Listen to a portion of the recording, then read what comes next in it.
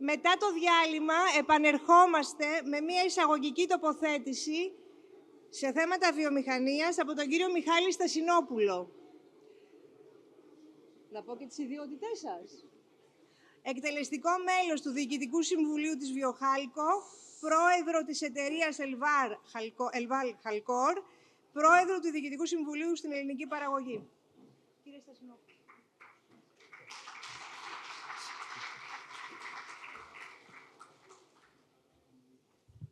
Κυρίες και κύριοι, καλησπέρα.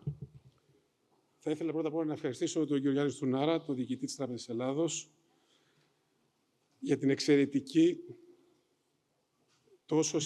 τόσο συμπεριληπτική εισαγωγική ομιλία του, τους πρέσβεις μας στην Ευρωπαϊκή Ένωση και τον ΟΣΑ, για τις πολύτιμες εισηγήσεις τους, τον κύριο Τάσο Γιαννίτσι, και για την εισήγησή του και για το βιβλίο, το εξαιρετικά χρήσιμο βιβλίο που έχει εκδώσει, και φυσικά και τον κύριο Τσακλόγλου, πολύτιμο και σταθερό σύμμαχο από τα πρώτα βήματα της ελληνικής παραγωγής εδώ και μια οκταετία.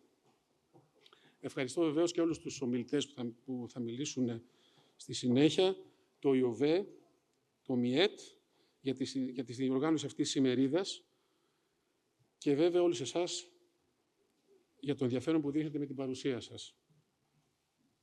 Η ημερίδα αυτή, πιστεύω, πραγματοποιείται σε μια ιδιαίτερα κατάλληλη στιγμή, όπως είπαν και οι προηγούμενοι μιλητές, χρονικά στιγμή, από την οπτική των επιχειρήσεων, για να τονίσει χρήσιμα και κρίσιμα, σχετικά πιο απλά, θα έλεγα, δεδομένα και αλήθειες, που μπορούν να διαμορφώσουν, να βοηθήσουν να δημορφωθούν πολιτικές για να οδηγηθεί η χώρα μας προς μια καλύτερη θέση, οικονομικά, κοινωνικά, αλλά και γεωπολιτικά.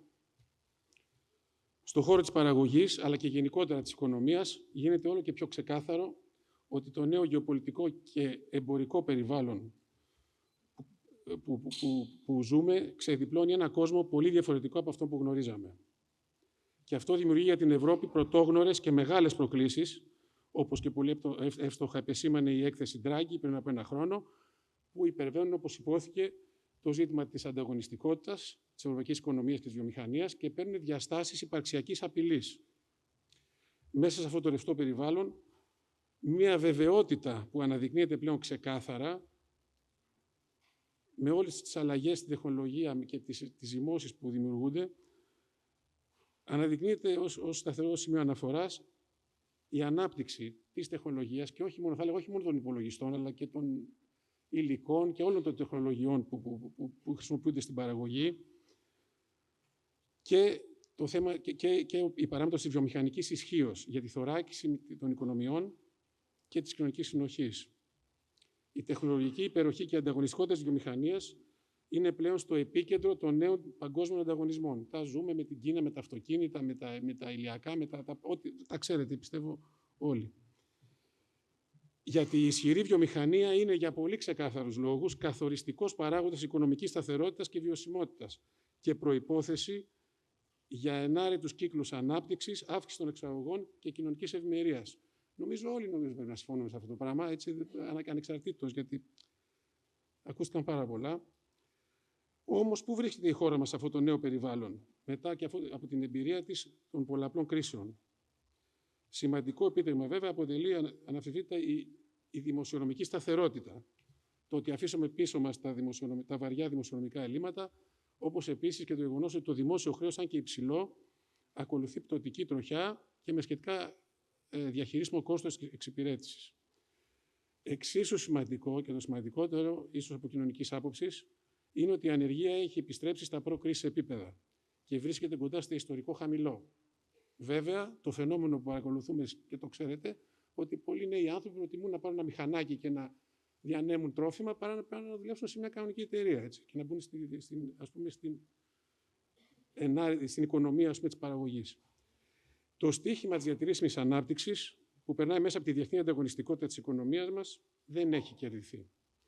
Παρόλες τις δύσκολες εποχές που διανύσαμε και τα αρκετά χρόνια που έχουν περάσει, δυστυχώς χωρίς ουσιαστικές παρεμβάσεις στο παραγωγικό μοντέλο. Το κατακεφαλήν ΑΕΠ παραμένει εξαιρετικά χαμηλό για την Ευρώπη, καθώς είμαστε στις τελευταίες θέσεις, παρά την πρόοδο των τελευταίων ετών. Την ίδια στιγμή, χώρες όπως η Πορτογαλία και η Βουλγαρία και άλλοι, και η Τουρκία βέβαια, βασιζόμενες στην αύξηση βιομηχανικής παραγωγής, αυξάνουν σταθερά τις εξαγωγές, το κατακεφαλήν ΑΕΠ και την ευημερία τους. Είναι αυτό εμφανέστατο στα διαγράμματα. Πια έχει περάσει χρόνος από τις κρίσεις. Η συμμετοχή της μεταποίησης στο ΑΕΠ αυξήθηκε στο 9%, αλλά συνεχίζει να πιέχει σημαντικά από τον ευρωπαϊκό μέσο όρο του 14-15 και στην ευρωπαϊκή κατάταξη είμαστε τέταρτη από το τέλος. Πάνω από την Κύπρο, τη Μάλτα και το Λουξεμβούργο στη μεταποίηση. Μόλις προημερών, το ΙΟΒ στην τριμηνιαία έκθεσή του για την ελληνική οικονομία επεσήμανε κάτι πολύ σοβαρό. Πως το 2023 η Ελλάδα βρέθηκε στην τελευταία θέση μεταξύ των χωρών της Ευρωπαϊκής Ένωσης όσον αφορά την παραγωγικότητα της εργασίας και μάλιστα χωρίς τάση σύγκλησης προς τον ευρωπαϊκό μέσο όρο. Είναι πολύ σοβαρό αυτό. Γνωρίζουμε όλοι πόσο καθοριστική είναι η παραγωγικότητα για την ανταγωνιστικότητα της οικονομίας, αλλά και για την προοπτική βελτίωση των εισοδημάτων των εργαζομένων. Στο σημείο αυτό να υπογραμμίσω για ακόμα μια φορά, το έχω πει αρκετές φορές, πως η παραγωγικότητα της εργασίας δεν έχει και πολύ μεγάλη σχέση με την αποδοτικότητα των εργαζομένων και την ποιότητα του ανθρώπινου δυναμικού, όταν το δούμε μακροσκοπικά. Αποτελεί σε πολύ πιο μεγάλο βαθμό αντανάκλαση του μείγματος των οικονομικών δραστηριοτήτων που κυριαρχούν στην οικονομία. Στην οικονομία τη δικιά μας, που κατά βάση είναι δραστηριότητες χαμηλής παραγωγικότητας. Δηλαδή παράγουν χαμηλό οικονομικό αποτέλεσμα αναεργαζόμενο. Μικρότερη βιομηχανία, η οποία έχει μεγάλη παραγωγικότητα, σημαίνει χαμηλότερη παραγωγικότητα, χαμηλότερα εισοδήματα, όσες προσπάθειες και να κάνουν οι εργαζόμενοι στο σύνολό τους. Είναι γνωστό ότι στην Ελλάδα οι εργαζόμενοι δουλεύουν περισσότερες ώρες π.χ. από τη Γερμανία και από πολλές άλλες ευρωπαϊκές χώρες. Είμαστε από τους ψηλότερα, τους πιο πολλοί εργαζόμενους. Αλλά το αποτέλεσμα στο ΑΕΠ δεν είναι αυτό που θα έπρεπε. Η μεταποιητική βιομηχανία είναι κατεξοχήν οικονομική δραστηριότητα υψηλής παραγωγικότητας. Δεν υπάρχει κανένα μυστικό ή κάτι περίεργο σε αυτό. Ή ο κακός βιομήχανος. Από τη φύση της, από την πρώτη βιομηχανική επανάσταση έως σήμερα, η βιομηχανία, κινητοποιώντας μηχανικά μέσα και εξοπλισμό μεγάλης αξίας, πολλαπλασιάζει δραματικά το παραγόμενο οικονομικό αποτέλεσμα του κάθε εργαζομένου.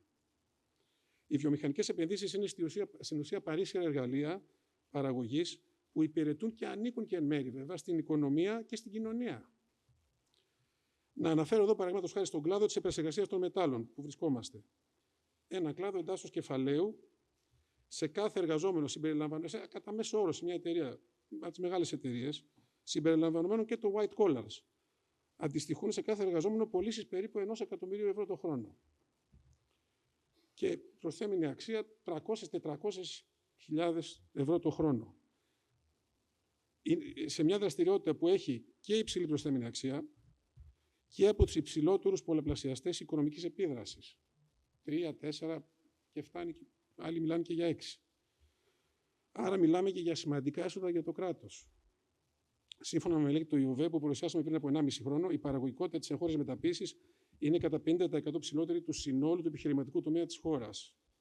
Γίνεται εύκολα αντιληπτή η επίδραση στην ορική παραγωγικότητα αν είχαμε διεύρυνση της συμμετοχής της μεταποίησης στο ΑΕΠ. Ο ήδη καθοριστικός ρόλος της μεταποίησης ως ένα πολύ βασικό πυλώνα της οικονομίας, με τις πολύ ξεκάθαρες πολλαπλασιαστικές επιδράσεις που αναφέραμε, σύμφωνα και με τα στοιχεία τα ευρήματα των μελετών του ΙΟΒ, έχει συνολική συμβολή 25% του ΑΕΠ, 30% της απασχόλησης, 20% των δημοσίων εσόδων, 85% των εξαγωγών. Το μεγαλύτερο κομμάτι της έρευνας είναι μια πάρα πολύ σημαντικά μεγέθη για την οικονομία μας, παρόλο που βρισκόμαστε ανάμεσα στις τελευταίες θέσεις στην Ευρώπη. Είναι βέβαια ενθαρρυντικό ότι στο δημόσιο διάλογο και σε επίσημες κυβερνητικές αναφορές η αναγκαιότητα της αλλαγής προτύπου της οικονομίας, παραγωγικού προτύπου, κερδίζει έδαφος. Την ίδια στιγμή, στην Ελλάδα δραστηριοποιούνται και αναπτύσσονται μικρές και μεγάλες εταιρείες που καταφέρνουν να παράγουν και να εξάγουν προϊόντα διεθνώς σε διάφορους κλάδους και σε αρκετές περιπτώσεις προϊόντα υψηλής προσθέμενης αξίας, δείχνοντας ξεκάθαρα ότι η μαγιά υπάρχει. Οι εταιρείες αυτές έχουν επαρκές για να επιζούν και να είναι εξωστρεφείς, έχουν επαρκές και τεχνολογία και ψηφιοποίηση και γνωρίζουν πολύ καλά τι κάνουν. Είναι ζωντανές εταιρείες. Και δεν έχουν και πολύ σχέση και με το κράτος. Έτσι. Δηλαδή είναι εταιρείες εξωστρεφείς. Λοιπόν, η μαγιά υπάρχει και η χώρα μας μπορεί σαφώς να καταφέρει αυτό το πράγμα και αξίζει να ξαναστρέψουμε την οικονομία προς τη βιομηχανία. Οι εξαγωγές των αγαθών αυξήθηκαν, όπως υπόθηκε πιο πριν, περίπου 2,5 φορές από το 2009 στο 2025 και μάλιστα με ρυθμό σημαντικά μεγαλύτερο από την αύξηση των τουριστικών εισπράξεων. Αλλά συγκρινόμενοι όχι μόνο με το μέσο ευρωπαϊκό όρο, αλλά και με χώρες με παρόμοια χαρακτηριστικά, συνεχίζουμε να απέχουμε σημαντικά στις εξαγωγές. Η Πορτογαλία έχει τις διπλές εξαγωγές από την Ελλάδα, έτσι. Και η Βουλγαρία μας προσπερνάει. Αυτό που επίσης παρατηρούμε είναι η υστέρηση σε νέες βιομηχανικές επενδύσεις, ένα άλλο χαρακτηριστικό. Υπάρχουν αντιθέτως και κάποια κλεισίματα εργοστασίων. Αυτό δείχνει ότι ενώ κάποια αριθμοί για την παραγωγή είναι θετικοί και δείχνουν ότι υπάρχει μια βιωσιμότητα, δεν υπάρχει στη χώρα ένα ζωντανό βιομηχανικό οικοσύστημα που δημιουργεί νέες βιομηχανικές δραστηριότητες. Εμείς στην εταιρεία παίρνουμε ένα newsletter από τη Βουλγαρία και το newsletter αυτό συνέχεια έχει κάθε μήνα, κάθε δίμηνο, έχει νέες εταιρείες που ανακοινώνουν την ίδρυση εργοστασίων. Αυτό το χαρακτηριστικό νομίζω πρέπει να απασχολήσει την πολιτεία και για να καταστεί πιο ελκυστική η χώρα μας σε νέες βιομηχανικές επενδύσεις. Πρέπει να είναι πολύ μικρό το ποσοστό των νέων δραστηριοτήτων στο σύνολο των επενδύσεων. Έχουμε πει πολλές φορές ότι η βιομηχανία δεν επιζητεί χάρες ή προνομιακή μεταχείριση. Αυτό που χρειάζεται για να ανθίσει και να βοηθήσει την οικονομία είναι η δημιουργία συνθηκών ισότιμων συνθηκών αναλόγων με αυτές που ισχύουν κατά κανόνα στις άλλες ευρωπαϊκές χώρες. Ένα επιχειρηματικό περιβάλλον με σταδιακή άρση εμποδίων που αποτελούν τροχοπέδι στην ανάπτυξη της εγχώριας βιομηχανίας και που κατά κανόνα δεν αντιμετωπίζουν οι ανταγωνιστές μας στην υπόλοιπη Ευρώπη. Εκπροσωπώντας την ελληνική παραγωγή, 80 εταιρείες που αγωνίζονται σκληρά στις διεθνείς αγορές και αγωνιούν για τη χάραξη μιας ρεαλιστικής και αποτελεσματικής βιομηχανικής στρατηγικής, θα αναφέρω καταρχάς το πρόβλημα του υψηλού ενεργειακού κόστους. Ένα θέμα που απασχολεί όλη την ευρωπαϊκή βιομηχανία και οι περισσότερες χώρες το αντιμετωπίζουν κατά προτεραιότητα και φροντίζουν οι αγορές ενέργειας να λειτουργούν και προς όφελος της παραγωγής. Θα ξέρετε ότι η Γερμανία μόλις προχθές ανακοίνωσε για το 2026 μια οριζόντια μείωση της ενέργειας, έτσι φαίνεται, οριζόντια μείωση μέχρι και στα 50 ευρώ τη μεγαβατόρα, φαντάζομαι ανάλογα με το μέγεθος των καταναλωτών. Αυτό εμάς, ας πούμε, την ελληνική βιομηχανία θα τη ζημιώσει σίγουρα, θα τη ζωρίσει. Γιατί και άλλες χώρες ακολουθούν. Πρέπει να βρεθεί και στη χώρα μας μια λύση σε αυτό το πρόβλημα και είναι σημαντικό το γεγονός, θα ήθελα να πω, ότι σε όρους τόσο δημοσιονομικούς όσο και των μεγεθών των ενεργειακών αγορών, το κόστος για να είμαστε ανταγωνιστικοί στην ενέργεια είναι πραγματικά εντυπωσιακά χαμηλό. Όταν αναφέρω τα νούμερα μου λένε μα τόσο. 200 εκατομμύρια ξέρω εγώ το θέμα της ενεργειακής ανταγωνιστικότητας όλης της βιομηχανίας, όχι μόνο της ενεργοφοράς. Άλλο ένα σημαντικό και πάγιο αίτημά μας είναι η επαναφορά των επιταχυνόμενων αποσβέσεων, όπως ίσχυε στην Ελλάδα μέχρι το 2012 και όπως ισχύει σε όλες τις χώρες του ΟΣΑ. Νομίζω ήταν σε όλες τώρα. Και φυσικά και τις ευρωπαϊκές χώρες. Δεν μιλάμε για υπεραποσβέσεις. Εδώ πέρα υπάρχει μια μικρή διάσταση με το ΣΕΒ, θα έλεγα. Εμείς μιλάμε για τις επιταχυνόμενες αποσβέσεις. Είναι ένα μέτρο το οποίο στηρίζει τις επενδύσεις που προσφέρουν στην οικονομία καταρχήν, που είναι βιώσιμες, την κατάλληλη περίοδο όταν ξεκινούν. Στο ξεκίνημά τους, μεταθέτοντας τη φορολογία τους για μια χρονική στιγμή που θα είναι πιο εύκολο και αυτές να την αποδώσουν. Και πιστεύω και θα έλεγα είναι αδικαιολόγητη η μη επαναφορά τους τόσα χρόνια, όταν μάλιστα η χώρα εξακολουθεί να αντιμετωπίζει ένα σημαντικό επενδυτικό κενό. Υπάρχουν και άλλα σημαντικά θέματα, όπως θέσπιση επιπλέον επενδυτικών κινήτρων, υψηλό μη μισθολογικό κόστος, θέματα ανθρώπινου δυναμικού και εργασιακών σχέσεων, που χρήζουν όλα αυτά βελτίωσης, διασύνδεσης παιδείας και της έρευνας με την εγχώρια παραγωγή, μεγαλύτερη ταχύτητα στην απονομή της δικαιοσύνης, στη γραφειοκρατία και φυσικά γίνονται προσπάθειες σε όλα αυτά. Αλλά έχουν διατυπωθεί και σοβαρές και τεκμηριωμένες προτάσεις, όπως αυτές της έκθεσης Πισαρίδη και τις μελέτες που εκπονήσαμε σε συνεργασία με το ΙΟΒΕ, αλλά και άλλες που έχουν κατατεθεί από διάφορους φορείς. Προτάσεις που πολλές από αυτές δεν έχουν και ουσιώδη δημοσιονομική επίπτωση, αλλά αντιθέτως όλες, ακόμα και αυτές που έχουν δημοσιονομικό κόστος, φέρνουν σημαντικά ποσοτικοποιημένα ωφέλη σε όρους ΑΕΠ, απασχόλησης και δημοσίων εσόδων. Είναι καλές επενδύσεις για το κράτος. Πολλές φορές λέμε, μα υπάρχουν καλύτερες επενδύσεις από το να σπρώξουμε. Επίσης, έχουμε πει πολλές φορές ότι χρειάζεται ένας εθνικός και μακρόπνος διάλογος για ένα τόσο σημαντικό θέμα για την οικονομία μας και γιατί κάθε βιομηχανική επένδυση έχει ουσιαστικά συνέτρο το κράτος και την κοινωνία, θα έλεγα, και είναι μια επένδυση για όλη την οικονομία. Υπάρχουν πολλά και σημαντικά για τα οποία ο παραγωγικός κόσμος θα ήθελε να βρίσκεται σε πιο στενό διάλογο συνεργασίας με το κράτος, και η σημερινή εκδήλωση, όπως και ο κ. Χαρδόβουλης είπε, να μακάρι να γίνονται και άλλες εκδηλώσεις, νομίζω θα είναι πάρα πολύ χρήσιμο να ακούγονται και πιο πρακτικά πράγματα. Οι αβεβαιότητες γύρω μας επιβάλλουν να επικεντρωθούμε ακόμα περισσότερο στις δυνατότητές μας να βελτιώσουμε την παραγωγικότητα, την ανταγωνιστικότητα, την εξωστρέφεια, τη μακροπρόθεσμη βιωσιμότητα και τελικά την ανθεκτικότητα της οικονομίας μας. Στο πώς θα δημιουργήσουμε σταθερές και ποιοτικές θέσεις εργασίας που θα οδηγήσουν σε διάχυση της ευημερίας με βελτίωση των εισοδημάτων των πολιτών. Η εγχώρια μεταποιητική βιομηχανία έχει αποδείξει πως μπορεί να αντεπεξέρχεται σε πολύ μεγάλες προκλήσεις και σήμερα είναι έτοιμη να προσφέρει πολύ περισσότερα στην οικονομία, με την ισχυρή πεποίθηση ότι η ενίσχυση της βιομηχανίας αποτελεί εν τέλει πράξη ευθύνης προς την κοινωνία. Ευχαριστώ.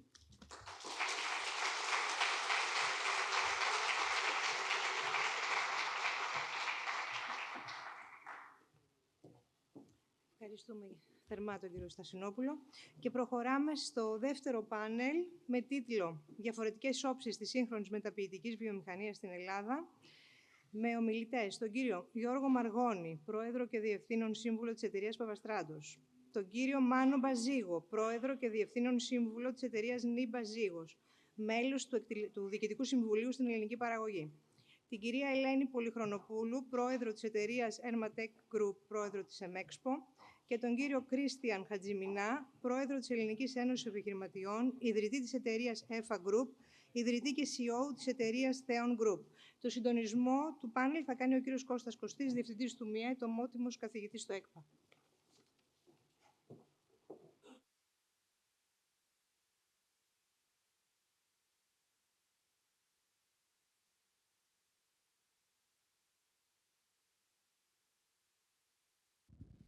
Καλησπέρα σε όλους. Δεν νομίζω ότι είμαι σε θέση να ανταγωνιστώ την κυρία Ποδηματά στη διεύθυνση του πάνελ. Θα είμαι πολύ πιο λιτός. Έχουμε 4 νέους και πολύ πετυχημένους επιχειρηματίες, οι οποίοι στο πλαίσιο αυτού του πάνελ θα μας μιλήσουν καταρχάς για τις επιδόσεις, για την ιστορία, για την εμπειρία τους ως επιχειρηματιών. Έχουμε συμφωνήσει ότι θα μιλήσει 5 λεπτά ο καθένας. Σε πρώτη φάση θα ακολουθήσει ένας δεύτερος κύκλος ερωτήσεων. Θα ξεκινήσω αλφαβητικά με τον κύριο Μαργώνη. Οι συζητήσεις προηγήθηκαν, μνημόνευαν πολύ συχνά τις δυστοκίες του κράτους, τις δυσκολίες που συχνά προκαλεί. Η επιχείρησή σας έχει κάνει πολύ μεγάλες επενδύσεις στην Ελλάδα. Πώς και προτιμήσατε την Ελλάδα για τις επενδύσεις αυτές και όχι μια άλλη χώρα η οποία προσφέρει πολύ καλύτερο επενδυτικό κλίμα από την Ελλάδα ή πλαίσιο από την Ελλάδα? Πρώτα απ' όλα καλησπέρα σε όλους. Ευχαριστώ για την εύλογη ερώτηση μετά τις προηγούμενες ομιλίες περί επενδυτικού κενού. Η αλήθεια είναι ότι η στρατηγική επιλογή της Philip Morris International να επενδύσει στη χώρα μας, θα πω, συγγνώμη, λίγο αυτάρεσκα, να πω ότι είναι μία από τις πιο σημαντικές κινήσεις που έχουν γίνει από το εξωτερικό στην ελληνική βιομηχανία τα τελευταία 10 χρόνια. Και επειδή βγαίνουν κάποια μαθήματα, νομίζω, από αυτό, είναι να πω 2 πράγματα για αυτή την επένδυση πριν σας απαντήσω ξεκάθαρα στην ερώτησή σας. Πρώτα απ' όλα, η συνολική επένδυση τα τελευταία 10 χρόνια ξεπερνά τα 700 εκατομμύρια ευρώ. Με ουσιαστικά το εργοστάσιό μας στον Ασπρόπυργο να είναι ένα από τα κέντρα του παγκόσμιου μετασχηματισμού της εταιρείας από τα παραδοσιακά προϊόντα στα νέα προϊόντα καπνού, εναλλακτικά προϊόντα. Επίσης, να πω ότι η επένδυση αυτή είναι βασισμένη συνολικά σε ένα μετασχηματισμό. Δηλαδή, πήραμε ένα εργοστάσιο κλασικό, το οποίο είχε άλλη τεχνολογία μηχανής, οι εργαζόμενοι άλλα skills, και τη μετατρέψαμε στην ουσία στα νέα εναλλακτικά προϊόντα. Άρα, είναι βασισμένη στην τεχνολογία, στην καινοτομία και στην εξωστρέφεια. γιατί το εργοστάσιο θα πω αμέσως μετά ότι έγινε εξαγωγικό. Επίσης, ένα άλλο μάθημα που δείχνει μία τόλμη από την πλευρά της εταιρείας είναι ότι η πρώτη επένδυση αυτών των συνολικά 700 εκατομμυρίων έγινε το 2017, σε μια περίοδο που η χώρα μόλις ξεκινούσε να βγαίνει από την κρίση, και εκείνη την περίοδο δεν υπήρχαν καθόλου οι επενδύσεις, γιατί τώρα αυτή τη στιγμή είμαστε σε ένα σίγουρα καλύτερο επίπεδο, όπως είπαν και οι προλαλήσαντες, σε σχέση με το 2019 και πριν. Άρα, αυτό δεν ήταν απλά μια επένδυση, ήταν μια ψήφο εμπιστοσύνη σε μια χώρα η οποία έδειχνε ότι μπορεί τέλος πάντων να βγει από τη μεγάλη αυτή κρίση. Τώρα, οι λόγοι για την επένδυση στην Ελλάδα. Πρώτα απ' όλα υπάρχουν γεωπολιτικοί λόγοι, γεωστρατηγικοί λόγοι μιας παγκόσμιας εταιρείας που βρίσκεται σε 180 χώρες, οι οποίοι τώρα, να τους αναλύσουμε εδώ, μάλλον είναι αυτονόητοι. Υπάρχουν γεωστρατηγικοί λόγοι, γεωπολιτικοί λόγοι. Γενικά, η εταιρεία, η Philip Morris, έχει 9 εργοστάσια στην Ευρωπαϊκή Ένωση. Γενικά, επενδύει ευρωπαϊκά, με δισεκατομμύρια εξαγωγές από την Ευρώπη σε όλες τις χώρες του κόσμου. Ο ένας λόγος είναι αυτός. Ο δεύτερος είναι η γεωστρατηγική θέση. Αθήνα, λιμάνι, για να μπορεί να έχει πρόσβαση πιο εύκολα σε όσους δυνατόν περισσότερες αγορές, και άλλοι λόγοι. Εγώ νομίζω ότι τα δύο πράγματα τα οποία παίξαν σημαντικό ρόλο, και θα ήθελα να πω δύο πράγματα παραπάνω, γιατί νομίζω βγαίνουν κάποια μαθήματα που μπορούν να βοηθήσουν τη σκέψη. Ο πρώτος λόγος είναι, πριν γίνει αυτή η επένδυση, πρώτα απ' όλα η Philip Morris εξαγόρασε την εταιρεία Παπαστράτους το 2003 και η σχέση της με την οικογένεια και με την εταιρεία πηγαίνει πίσω στο 1974. Δηλαδή υπήρξαν συνέργειες, συνεργασίες για 30 χρόνια περίπου, μέχρι να γίνει η εξαγορά. Άρα οι εταιρείες ήρθαν κοντά, συνεργαστήκαν. Η ελληνική εταιρεία πήρε πολλές εικόνες από την παγκόσμια εταιρεία. Η παγκόσμια εταιρεία βρήκε έναν αξιόπιστο εταίρο στην ελληνική αγορά. Και αν θέλετε, αυτό είναι ένα καλό μάθημα, θα έλεγα, με την έννοια ότι και οι ελληνικές εταιρείες και για το μέλλον μπορούν να συνεργαστούν, να έχουν συνέργειες με πολυεθνικούς κολοσσούς, είτε για τεχνογνωσία, είτε για συνεργασίες, είτε για επενδύσεις μαζί. Άρα, νομίζω ότι ήταν πάρα πολύ σημαντικό. Επίσης, έπαιξε ρόλο το όνομα της Παπαστράτους, το οικοσύστημά της από το 1930. Του χρόνου θα κλείσουμε 95 χρόνια σαν εταιρεία, ανεξαρτήτου ιδιοκτησίας. Δίκτυο αντιπροσώπων από τον Εύρο μέχρι τη Γάβδο και γενικά ένα πολύ ισχυρό αποτύπωμα επιχειρηματικό, βιομηχανικό και διανομής σε όλη τη χώρα. Νομίζω ότι αυτό είναι κάτι το οποίο συνεργαζόμενοι μπορείς να φέρεις ακόμα μεγαλύτερα πράγματα στο μέλλον. Ο δεύτερος λόγος νομίζω ότι έχει να κάνει με το ανθρώπινο δυναμικό. Στη συνεργασία της, η Philip Morris με την Παπαστράτους είδε ότι η εταιρεία επενδύει πολύ στο προσωπικό της. Είναι κάτι το οποίο γίνεται διαχρονικά, δεκάδες χρόνια. Και επένδυσε στο ελληνικό εργατικό δυναμικό ή στο ελληνικό προσωπικό διοίκησης, καθώς αυτή τη στιγμή άνθρωποι της Παπαστράτους είναι σε όλο τον κόσμο και κάποιοι από εμάς γυρίσαν όπως γύρισα εγώ. Και νομίζω ότι αυτό επίσης είναι κάτι πολύ σημαντικό και νομίζω ότι παρόλο που βλέπω κάποιες μελέτες τελευταία ότι οι Έλληνες μαθητές ή στα ελληνικά πανεπιστήμια δεν έχουν τις ίδιες αποδόσεις όπως παλιά, εγώ συνεχίζω και πιστεύω ότι οι Έλληνες έχουμε το κατάλληλο μείγμα μυαλού, ευελιξίας και φιλοδοξίας να μπορούμε να πετύχουμε. Είτε αυτό έρχεται στο σχολικό περιβάλλον, είτε έρχεται λίγο αργότερα, γιατί κάποια στιγμή έρχεται και δεν νομίζω υπάρχουν αυτές οι οικονομίες εύρους, δεν φεύγουν τόσο εύκολα από το τραπέζι. Άρα, κλείνοντας, στην πρώτη μου τοποθέτηση, να πω ότι νομίζω ότι ο συνδυασμός μιας εταιρείας η οποία πραγματικά έχει αφήσει το αποτύπωμά της στην ελληνική αγορά και τα πράγματα που είχε να βάλει στο τραπέζι σε έναν παγκόσμιο κολοσσό, και δεύτερον, νομίζω το αστήρευτο ανθρώπινο δυναμικό, το αποδεικνύει πάρα πολύ, νομίζω, με ξεκάθαρο τρόπο πώς μπορούν και οι ελληνικές εταιρείες, αλλά και οι εταιρείες από το εξωτερικό να πάρουν πράγματα από την ελληνική αγορά και από την ελληνική βιομηχανία. Βέβαια, το ερώτημα θα μπορούσα να το αντιστρέψω και να πω γιατί δεν το κάνουν.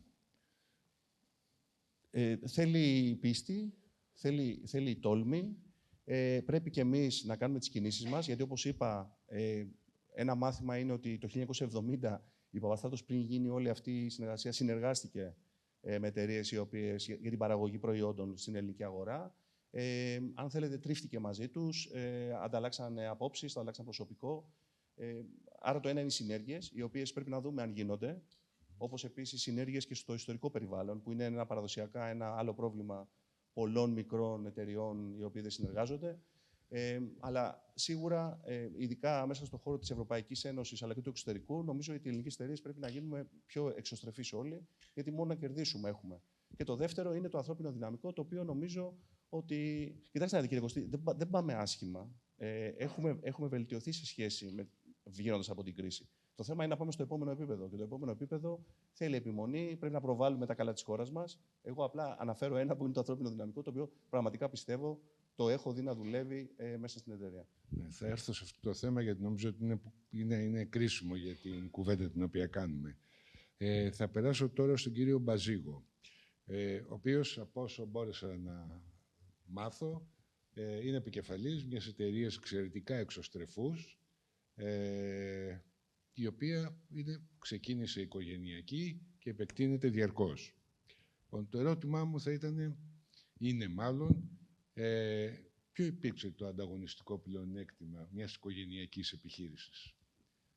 Ωραία. Καταρχήν, να ευχαριστήσω τους διοργανωτές για την πρόσκληση. Είναι τιμή μου να είμαι εδώ, ανάμεσά σας. Δεν είναι μόνο ένα το ανταγωνιστικό πλεονέκτημα. Και θα έρθω αυτή τη στιγμή να επιβεβαιώσω και τον διοικητή στην τοποθέτησή του και το προηγούμενο πάνελ. Η καινοτομία είναι σίγουρα ένα πολύ σημαντικό χαρακτηριστικό. Ανταγωνιζόμαστε εταιρείες στην Ελβετία, εκτός από την Κίνα, στη Γερμανία, στη Γαλλία. Πρέπει να είμαστε καινοτόμοι, πρέπει τα προϊόντα που αναπτύσσουμε να είναι ακόμα πιο δυνατά από τα δικά τους, για να μπορέσουμε να είμαστε εμείς η επιλογή των πελατών μας. Ένα δεύτερο πολύ σημαντικό κομμάτι είναι η συμμετοχή σε διεθνείς αλυσίδες αξίας. Η εταιρεία μας μπαίνει αυτή τη στιγμή έχει περάσει το 50ο έτος από την ίδρυσή της. Έχει φέτος ξεπεράσει τα 100 άτομα προσωπικό. Το αντικείμενο στο οποίο ασχολούμαστε είναι ουσιαστικά να δίνουμε λύσεις στη βιομηχανία, είτε αυτές είναι εργαλεία παραγωγής, είτε αυτοματισμούς, καλύπτοντας και μια πολύ σημαντική ανάγκη αυτή τη στιγμή που το εργατικό δυναμικό είναι δυσέβρετο, στο πώς θα βοηθήσουμε τις βιομηχανίες να φτιάξουν ένα καλύτερο προϊόν, να είναι πιο παραγωγικές και να μπορούν και αυτές με τη σειρά τους να σταθούν. Η συμμετοχή στις διεθνείς αλυσίδες αξίας είναι πάρα πολύ σημαντικές για την εξωστρέφειά μας. Ήταν ο πυλώνας στον οποίο στηριχτήκαμε για να έχουμε αυτή τη στιγμή συνεργασίες σε όλο τον κόσμο, από την Ευρώπη, Ιρλανδία, Γερμανία, Καναδά, τις χώρες της Αραβίας. Ήταν πάρα πολύ σημαντικό να στηριχτούμε σε διεθνείς συνεργασίες. Είτε με πολύ μεγάλες εταιρείες που είχαν ένα κομμάτι γειτονικό σε αυτό που κάνουμε εμείς, είτε εταιρείες ανταγωνιστικές, ευθέως ανταγωνιστικές, που όμως είδαν σε εμάς τη δυνατότητα για συνεργασία. Ένα ακόμα σημαντικό κομμάτι που βοήθησε το να είμαστε ανταγωνιστικοί είναι η προσαρμοστικότητα. Η προσαρμοστικότητα που δείχνουμε στις μεταβαλλόμενες συνθήκες της αγοράς. Το 2019 είχαμε 2 πολύ major συμβάντα στη δουλειά μας και όμως καταφέραμε να κλείσουμε τη χρονιά με άνοδο, το οποίο έδειξε ότι είμαστε έτοιμοι να προσαρμοστούμε, να διαλέξουμε την αγορά που μπορεί να απορροφήσει αυτή την αξία την οποία παράγουμε και να συνεχίσουμε την άνοδο και την ευημερία της εταιρείας. Σίγουρα, αν θα επέλεγα άλλο ένα ανταγωνιστικό πλεονέκτημα, όπως είπε και ο κύριος Μαργώνης, είναι το ανθρώπινο δυναμικό. Στην Ελλάδα δυσκολευόμαστε αυτή τη στιγμή να βρούμε εργάτες, αλλά έχουμε εξαιρετικούς επιστήμονες. Και αυτό είναι ένα πολύ σημαντικό κομμάτι για το οποίο και οι διεθνείς συνάδελφοί μας διαλέγουν να συνεργαστούν μαζί μας και διαλέγουν να κάνουν και επενδύσεις στην Ελλάδα. Τώρα, αυτά είναι σχετικά με το ποιο είναι το ανταγωνιστικό μας πλεονέκτημα, αλλά ο κύριος Γιαννίτης είπε προηγουμένως ότι όσο και προχωράμε, πάμε όσο καλύτερα μπορούμε, προχωράμε, αλλά τελικά μένουμε πίσω. Και γιατί μένουμε πίσω? Γιατί υπάρχουν κάποια εμπόδια στην χώρα μας, τα οποία δεν μας επιτρέπουν να εκμεταλλευτούμε όλα μας αυτά τα ανταγωνιστικά πλεονεκτήματα. Σε σχέση πάντα και με το τι γίνεται στον ανταγωνισμό μας, παγκοσμίως. Όταν χώρες από την Ανατολή, όπως η Κίνα, απλά επιτρέπουν στις εταιρείες τους να παράγουν χωρίς, όχι μόνο και μόνο επειδή υπάρχει ανάγκη, αλλά για να πλημμυρίσουν την αγορά με προϊόντα. Χώρες στην Αμερική προστατεύουν την βιομηχανία τους, προστατεύουν την οικονομία τους. Είναι αρκετό αυτό που κάνουμε? Χρειάζεται κι άλλο. Και τι σημαίνει χρειάζεται κι άλλο? Είπε πολύ εύστοχα ο κύριος Στασινόπουλος προηγουμένως για τις αποσβέσεις, οι οποίες λόγω της κρίσης μειώθηκαν και δεν ξαναυξήθηκαν ποτέ. Το πολύ έντονο μισθολογικό κόστος που αντιμετωπίζουμε. Το θέμα δεν είναι να μειωθεί ο φορολογικός συντελεστής. Το θέμα είναι να γίνουν οι εταιρείες μας ανταγωνιστικές. Και για να γίνουν οι εταιρείες μας ανταγωνιστικές πρέπει να μειωθεί το κόστος. Το κέρδος είναι κέρδος. Είναι αυτό που έχει μείνει. Δεν έχει σημασία να έχουμε μεγαλύτερο κέρδος από τους Γερμανούς. Σημασία είναι να είμαστε πιο ανταγωνιστικοί από εκείνους. Όταν φτάνουμε στο τέλος, να υπάρχει κέρδος, το οποίο να δίνει νόημα σε αυτό που κάνουμε. Άρα, νομίζω ότι συνοψίζοντας, αυτά είναι τα ανταγωνιστικά μας πλεονεκτήματα και πιστεύω ότι όντως η εταιρεία μας είναι ένα παράδειγμα πώς μια μικρή ελληνική εταιρεία μπορεί να μεγαλώσει. Φέτος θα ξεπεράσουμε τα 15 εκατομμύρια τζίρο, με πάρα πολύ μεγάλη αύξηση κάθε χρόνο τα τελευταία 10 χρόνια. Το κράτος βλέπουμε ότι κάνει προσπάθεια να δώσει κίνητρα και είπε ο κ. Τσακλόγλου προηγουμένως για τη διασύνδεση μεταξύ έρευνας και παραγωγής, η οποία είναι πάρα πολύ σημαντική. Το κράτος έχει προσπαθήσει με τα tax breaks για την καινοτομία να βοηθήσει. Εδώ βέβαια χρειάζεται να κατανοήσουν και το κράτος και το Υπουργείο και όλοι οι φορείς και όλοι μας τι σημαίνει για την βιομηχανία έρευνα και τι σημαίνει έρευνα που είναι εφαρμοσμένη, που έχει να κάνει με την παραγωγή. Πολλές φορές αξιολογητές πιστεύουν ότι η έρευνα είναι μόνο για να βγάλουμε ένα καινούριο φάρμακο στην αγορά. Δεν είναι έτσι. Εμείς αγωνιζόμαστε κάθε μέρα στην εταιρεία μας να βελτιώσουμε το προϊόν μας, να προσφέρουμε στην ευρωπαϊκή αγορά ανταγωνιστικά προϊόντα που είναι καλύτερα από τα γερμανικά. Αυτά δεν γίνονται από μόνα τους. Γίνονται γιατί έχεις αφιερώσει πάρα πολύ ενέργεια και προσπάθεια και μελέτη και έρευνα πάνω στο αντικείμενό σου και αυτό είναι η δική μου η παράκληση, ότι πρέπει να αντιμετωπιστεί ως έρευνα και όχι σαν κάτι το οποίο είναι αποκομμένο. Πιστεύω ότι είμαστε σε ένα καλό δρόμο. Πρέπει να κάνουμε μια προσπάθεια, γιατί όσο και αν καλά πηγαίνουμε, μένουμε πίσω. Και συλλογικά, όλοι μαζί, οι επιχειρήσεις, οι μικρότερες επιχειρήσεις, οι μεγαλύτερες επιχειρήσεις, οι φορείς, να βοηθήσουμε τη μεταποίηση, γιατί όπως υπόθηκε, δεν έχω να πω κάτι περισσότερο και στο προηγούμενο πάνελ και στις τοποθετήσεις, είναι πάρα πολύ σημαντική, έχει πολύ μεγάλο πολλαπλασιαστή, είναι πολύ ευεργετική και οι χώρες οι οποίες έχουν ισχυρή μεταποίηση μπορούν να αντισταθούν στις κρίσεις και μπορούν να προχωρήσουν. Ευχαριστώ πολύ. Θα επανέλθουμε και σε όλα αυτά τα θέματα τα οποία θέσατε στη συνέχεια. Περνώ στην κυρία Πολυχρονοπούλη τώρα. Το ερώτημα είναι αντίστοιχο με αυτό το οποίο έθεσα προηγουμένως στους δύο προηγούμενους ομιλητές.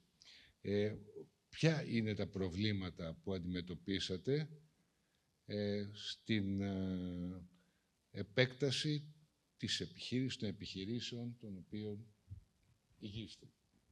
Ευχαριστώ πολύ. Ευχαριστώ πολύ για την πρόσκληση.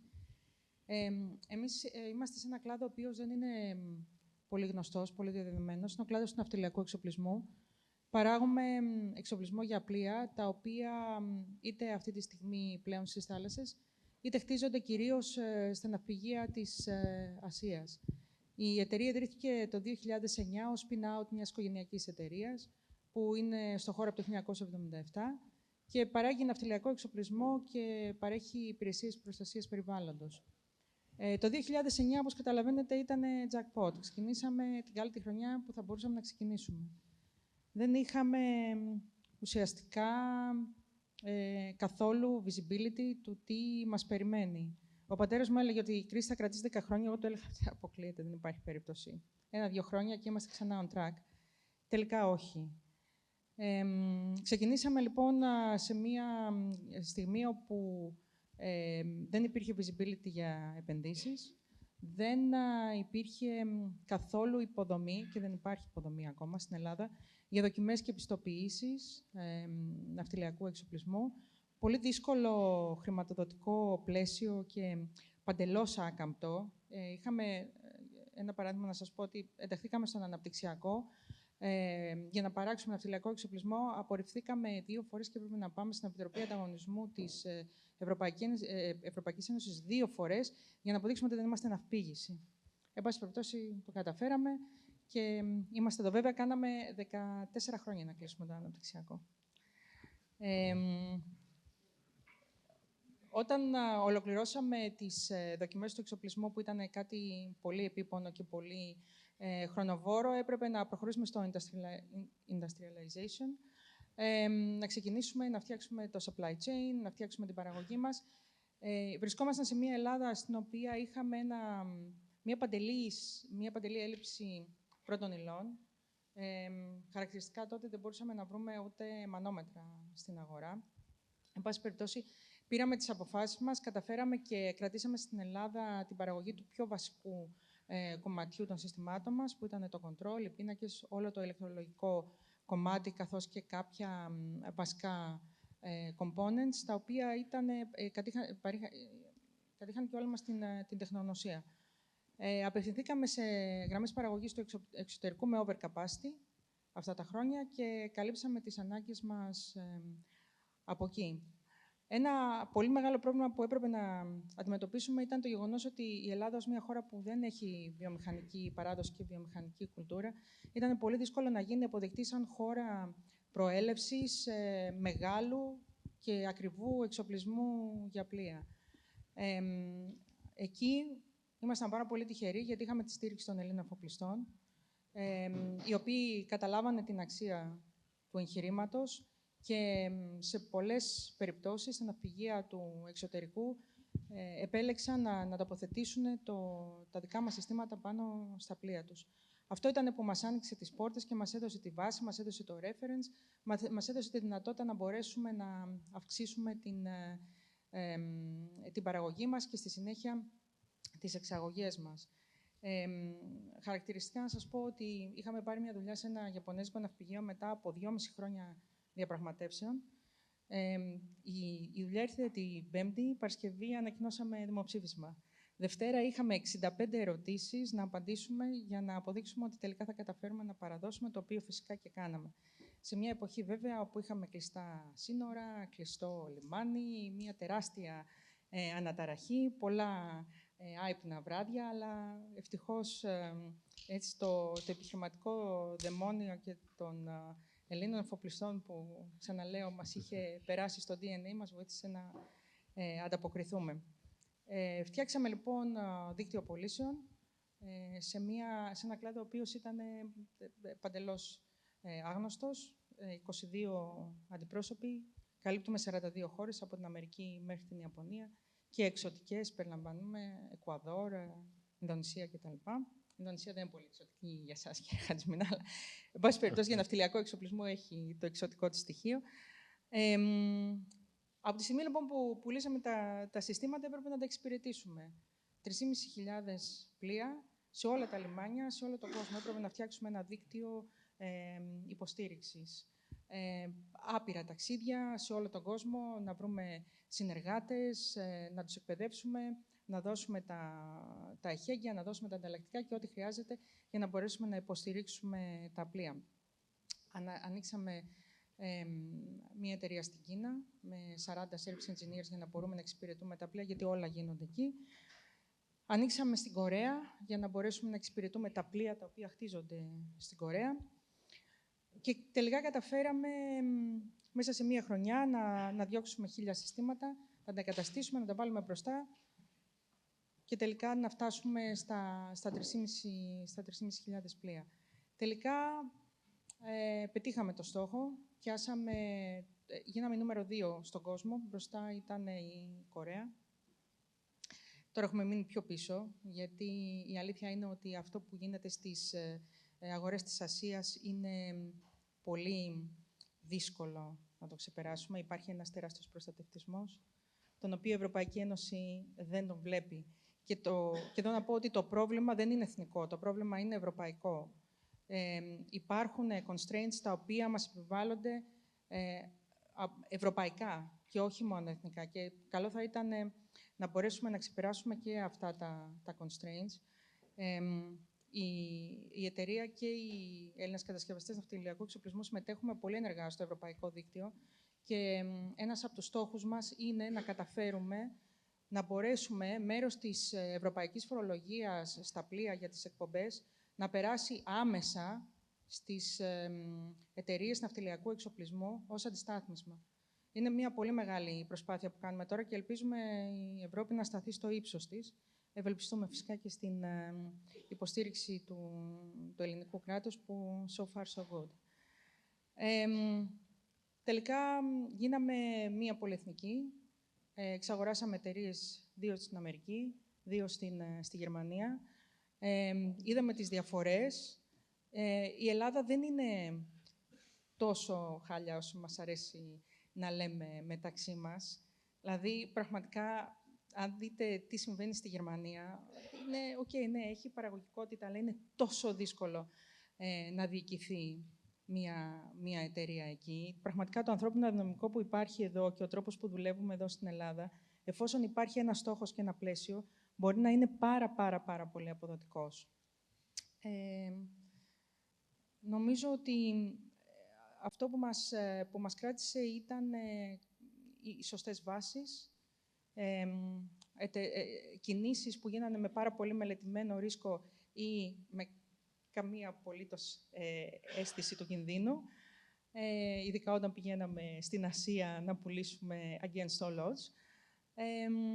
Μια πολύ σωστή χρηματοοικονομική βάση, πάρα πολύ προσεκτική στον τρόπο διαχείρισης των οικονομικών και, ξαναλέω, υποστήριξη των Ελλήνων εφοπλιστών.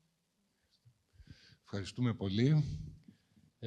Περνάω στον κύριο Χατζημίνα. Διάβασα μια συνέντευξή του την Κυριακή, ήταν, δεν θυμάμαι σε ποια από τις 2 μεγάλες εφημερίδες, για το θέμα των αποσβέσεων. Θα το αφήσω για το δεύτερο γύρο. Στον πρώτο γύρο, αυτό το οποίο νομίζω ότι θα έχει σημασία να μας πείτε εσείς ως εξωστρεφής, εξαγωγική επιχείρηση, ποια ήταν η εμπειρία σας, πόσο εύκολη είναι η εξαγωγική προσπάθεια με τα δεδομένα, τα σημερινά που υπάρχουν. Ναι, ακούγομαι. Εντάξει. Λοιπόν, καταρχάς θέλω και εγώ να ευχαριστήσω από τη μεριά μου τους διοργανωτές. Θέλω να ευχαριστήσω τον φίλο μου, τον Μιχάλη του Στασινόπουλο, όπως και τον Κώστα το Θεό. Θα εξηγήσω γιατί. Διότι και σε μένα, αλλά και στην Ένωση Ελλήνων Επιχειρηματιών μας μάθαν πάρα πολλά πράγματα, διότι κάποιες εποχές που, εντάξει, μιλάγαμε για την κρίση και καλά κάναμε, ο Μιχάλης και η ομάδα του επικεντρωνόταν στη βιομηχανία. Θέλω επίσης να ευχαριστήσω και τον κύριο Θεοδωρόπουλο, ο οποίος, χωρίς να τον γνωρίζω τότε, ήταν βασικά ο μέντοράς μας, διότι ο κύριος Θεοδωρόπουλος ξεκίνησε με την Τζιπίτα, είχε ένα μοντέλο το οποίο πραγματικά, ενώ ήταν για τα τρόφιμα, ενώ εμείς είμαστε στον χώρο της άμυνας και στα ηλεκτροοπτικά, το ακολουθήσαμε κατά γράμμα και νομίζω ότι ήταν πραγματικά μαγική συνταγή. Να πω καταρχάς ότι η εταιρεία μας, οι 2 όμιλοι, αλλά κυρίως η Θέων, φέτος θα ξεπεράσουμε το μισό δις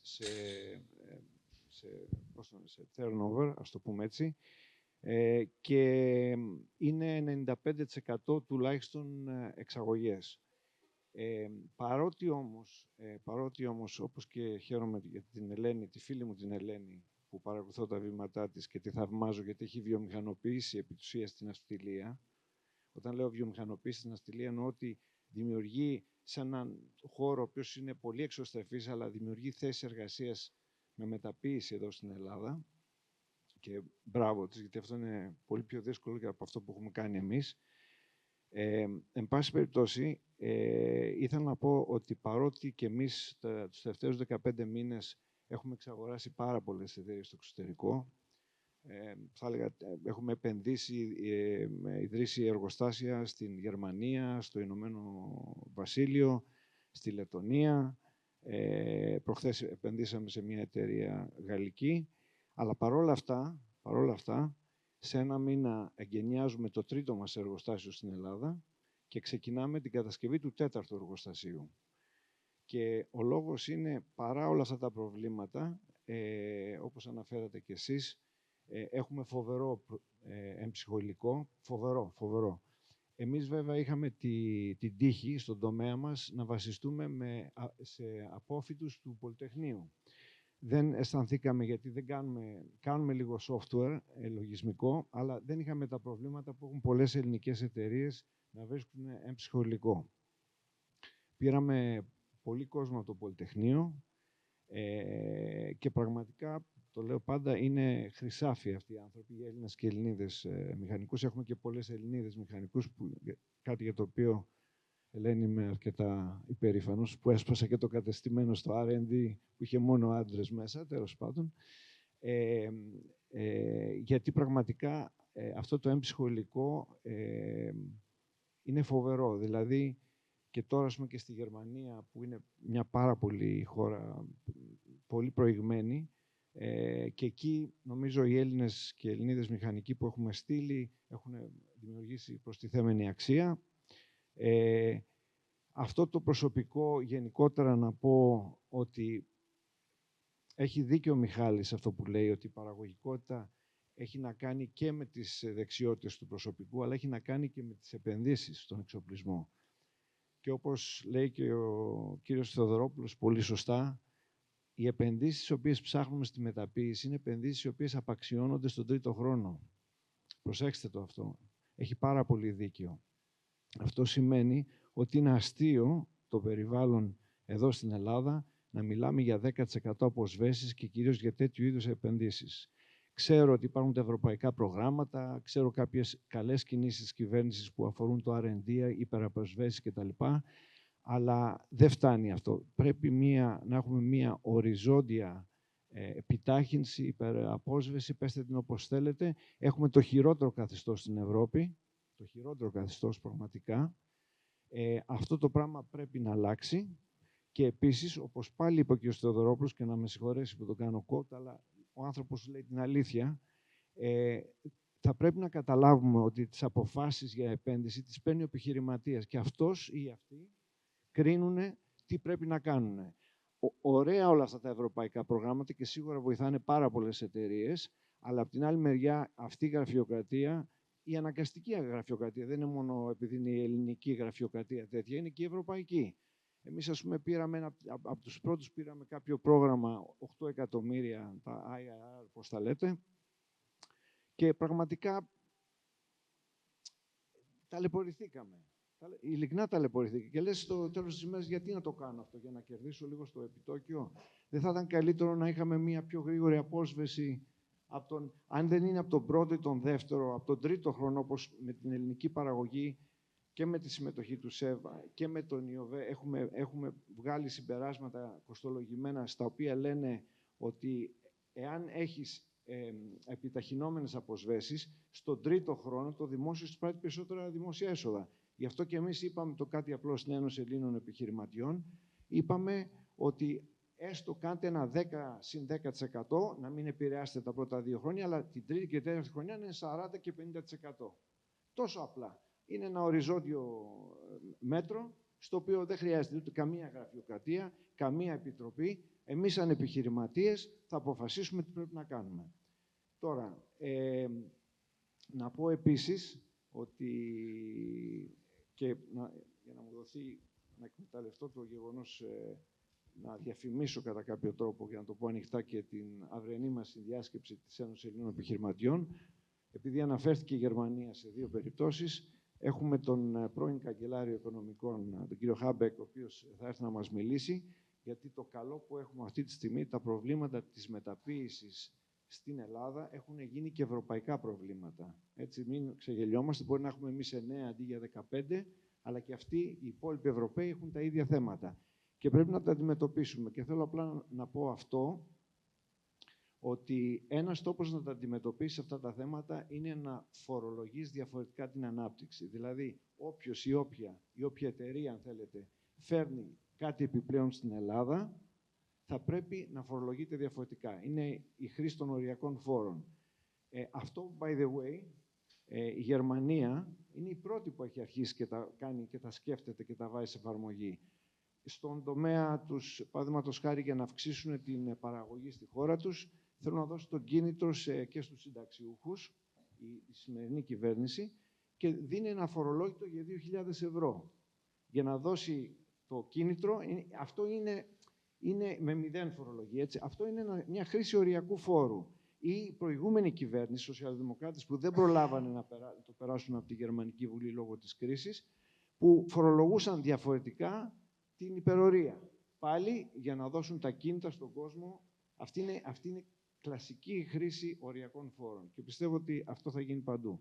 Τώρα, όσον αφορά εμάς, τη ΘΕΟΝ και την EFA, θα συνεχίσουμε να ψηφίζουμε Ελλάδα με κλειστά μάτια, διότι πραγματικά οι άνθρωποι βλέπουμε παντού στις χώρες που είμαστε, είναι μια χαρά. Αυτοί οι άνθρωποι τι έχουν στις άλλες χώρες? Έχουν ένα ωραίο σύστημα, σταθερό, κυρίως αγγλοσαξονικό θα έλεγα, και έχουν τις υποδομές, οι οποίες ευτυχώς και στην Ελλάδα φτιάχνονται, να το πούμε και αυτό, μην παραπονιόμαστε για όλα. Και από εκεί και πέρα, όσον αφορά όμως την παραγωγικότητα, θα συμφωνήσω 100% με τον φίλο μου τον Μιχάλη, ότι εδώ είμαστε πάρα πολλοί και είμαστε και πολυμήχανοι. Όλα αυτά τα προβλήματα που έχουμε αντιμετωπίσει μας έχουν κάνει πολύ πιο δυνατούς. Εγώ θυμάμαι όταν η κρίση ήταν στο απόγειο, δεν μπορούσαμε, προβλήματα όπως είχε και η Ελένη εδώ πέρα, δεν μπορούσαμε εύκολα, έπρεπε δηλαδή για να πάρουμε ένα συμβόλαιο, εγώ προσωπικά, ας πούμε, λέω ένα παράδειγμα έτσι για να διακομωδήσω λιγάκι την κατάσταση, δεν μπορούσαμε να βγάλουμε εγγυητικές, ακόμα και από την Εθνική Τράπεζα, διότι θεωρείται κακό, έπρεπε να γίνεται επιβεβαίωση της εγγυητικής, ας πούμε, από μια τράπεζα στα Ηνωμένα Αραβικά Εμιράτα και δεν μπορούσαν να είχαν στο balance sheet ούτε αυτό καν. Δηλαδή να είναι εγγυημένο από την Εθνική Τράπεζα της Ελλάδος και να μην μπορείς να κάνεις τίποτα. Και να αναγκάζομαι, ας πούμε, προσωπικά εγώ να υπογράφω προσωπικά τσεκ εγγυήσεων, που στα Ηνωμένα Αραβικά Εμιράτα δεν είναι στην Ελλάδα, ξέρετε πολύ καλά. Άμα εξαργυρωθούν και δεν υπάρχει αντίκρισμα, έχεις πρόβλημα. Τέλος πάντων, για να μην σας κουράσω, είμαστε πάρα πολύ ευχαριστημένοι από την Ελλάδα. Είμαστε πάρα πολύ ευχαριστημένοι και από αυτά που έχουν γίνει κυρίως τα τελευταία 4 χρόνια με την ελληνική κυβέρνηση, διότι αν δεν έχουμε το μακροοικονομικό κλίμα καλό, δεν μπορούμε να αρχίσουμε να κάνουμε τις μικροοικονομικές παρεμβάσεις όπως αυτές που λέει και ο ΣΕΒ αλλά και η ελληνική παραγωγή. Ευχαριστώ.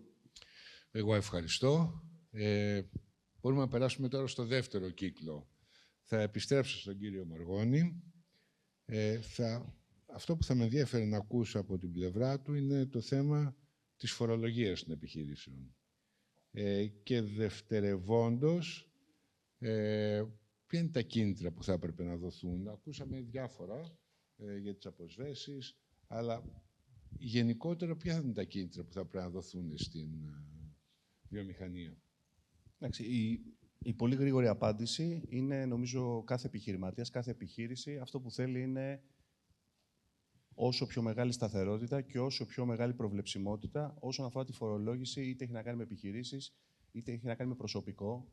Γιατί αυτό πολλές φορές το ξεχνάμε. Συνήθως συζητάμε για το φόρο των επιχειρήσεων για την επιχειρηματικότητα. Από την άλλη πλευρά, είναι και οι υπάλληλοι μας, οι καταναλωτές μας, οι οποίοι και αυτοί είναι μέσα στον κύκλο της οικονομίας. Καθώς επίσης, εντάξει, στη δική μας την περίπτωση έχει να κάνει και με τους ειδικούς φόρους.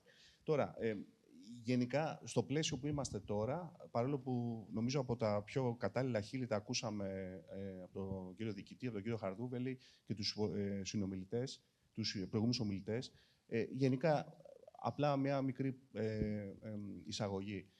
Γενικά, η οικονομία πάει καλύτερα από πριν, γιατί συνήθως μένουμε στα προβλήματα, το οποίο είναι αλήθεια. Λέμε ότι η Ελλάδα πλέον έχει καλύτερους ρυθμούς ανάπτυξης από την υπόλοιπη Ευρωπαϊκή Ένωση. Θα μπορούσε να είναι και παραπάνω, αλλά από την άλλη πλευρά νομίζω ότι πρέπει να το αναγνωρίσουμε αυτό. Έχουμε μεγάλη μείωση της ανεργίας, το οποίο κάποια στιγμή ξέρουμε θα μας δημιουργήσει πρόβλημα στις επιχειρήσεις.